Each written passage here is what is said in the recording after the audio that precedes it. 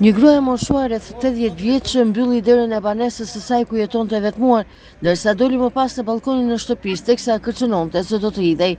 Ngjarja është regjistruar rreth orës 8:30 minuta të mëngjesit të kësaj ore në lagjen Pavarësia 3 në Vlorë, ku e moshuara prej 60 minuta shndronte në balkonin e shtëpisë së saj në katin e tretë dhe kërcënonte se do të hidhej.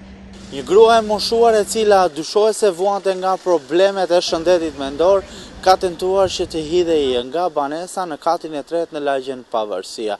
Falë edhe ndërhyrjes së forcave zjarfikse, e moshuara ka dalë nga banesa pa pasoja për shëndetin, por ky nuk është rasti i vetëm në Vlorë, pasi brenda disa ditëve janë konstatuar disa raste të tilla. Menjëherë pas telefonatës kanë mbërritur edhe forcat e policisë dhe ato zjarfikse.